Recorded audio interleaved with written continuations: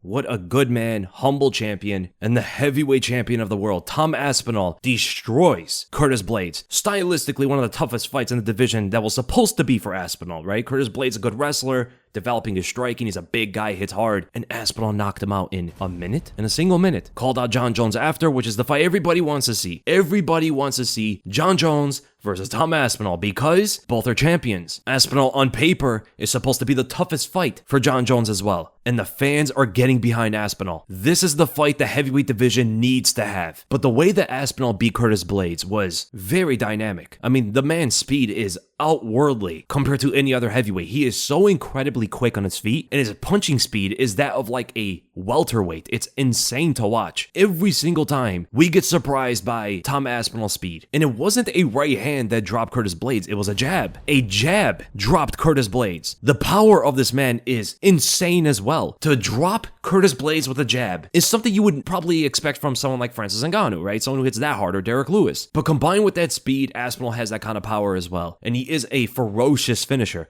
If he has you hurt, it's very difficult to come back in the fight because not only can he TKO you the way he TKO'd Curtis Blaydes, but he can also submit you. Right, his background is jiu-jitsu. So even if Blaydes survived the ground and pound, he potentially would have got put in a submission eventually. Because if we notice about the heavyweight division, there's not a lot of submission artists. A lot of them are either wrestlers or strikers. But Aspinall brings a well-rounded skill set that most of the heavyweights are not prepared against. He is one of the most well-rounded heavyweights we've ever seen in the sport. He can box, he can wrestle, he can kick, he can submit you, good jiu-jitsu, good footwork. The only thing he really lacks, and it was even shown in this fight, was him keeping his chin up in the air. That's always been the biggest weakness of Tom Aspinall, and Curtis Blaydes landed a left hand on him. Aspinall has shown to have a good chin. He took a huge shot from Sergey Pavlovich, one of the biggest punchers ever, and took a clean shot from Curtis Blaydes as well without getting rocked. So even though his defensive technique of covering his chin is not the best, his ability to take a punch is pretty good. You know, he has a decent chin, but the footwork was on point, constantly moving left and right. Omnidirectional footwork is something you don't see in the heavyweight division. Tom Aspinall and Ciryl Gane are the main two heavyweights that we see move like that. And even when he landed the jab on Curtis Blaydes, it was a lot about his footwork. The ability to take off a slight angle like that, to find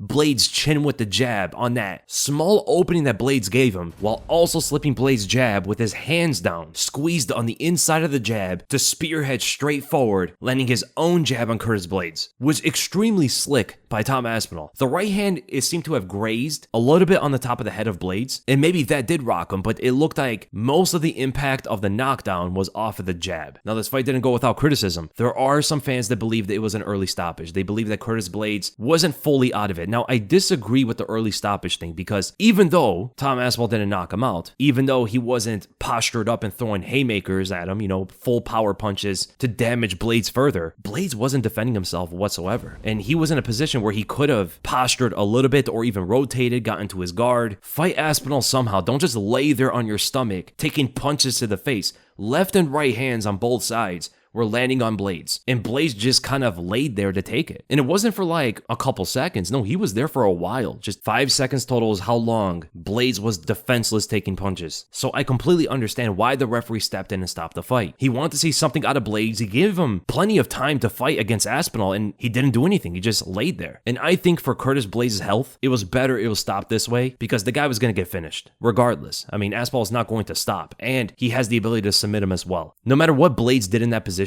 I think he was going to get finished regardless, even if he did fight back, which he didn't. So I think decent stoppage, excellent performance from Tom Aspinall, very dominant, and the fight with Jon Jones has to absolutely happen next. And shout out to Curtis Blaydes. You know, Curtis Blaydes, he's been around for a long time, consistently in the top 5 of the heavyweight division, has fought the best heavyweights in the world, and even off of losses, he always finds a way to get himself back into some kind of title contention or at the top of the rankings. And I don't think this loss to Tom Aspinall is going to send him on a downslope or something. You know, I think Curtis Blaydes is still going to perform very well against other heavyweights. And like he said before, he had an interview where he was mentioning how the heavyweight division is very different than the other weight classes. These guys hit so much harder than everybody else. I mean, look at the latest championship fights. They're all ending within like 1 or 2 rounds. It's absolutely insane. It's such a different environment when these guys are fighting at heavyweight. Whereas if it was like featherweight or if it was lightweight, that jab that Aspinall landed would not have knocked an opponent out like that, or dropped them the way it did, right? They'll be able to come back and throw some counter punches and play it out on the feet a bit more. I mean, Max Holloway takes a load of damage and he's still in the fight all the time. But in heavyweight, it's very hard to have a chin like that, taking punches by men who are 250 plus pounds, you know? Doesn't really matter how good your chin is. in that weight class. Unless you're on like PEDs or something. Like back in the day, Bigfoot, for some weird reason, was able to take a load of damage when he fought Mark Hunt the first time, but then when he was off PEDs or TRT, then he got knocked out very quickly. And before USADA, yeah, there were heavyweights taking more punches on the chin and they were able to fight back. I mean, we remember, like, I'm not gonna say Shane Carwin was on anything, but his chin was just not normal. The guy took a head kick from JDS and still walked through it. And in Pride with Mark Hunt versus like Crow Cop and stuff, you know. But in modern heavyweight, where there is no PEDs, you don't see heavyweights taking that much damage before they get dropped or knocked out. So I hope you guys enjoyed the breakdown, and if you did, make sure to subscribe, and I'll see you guys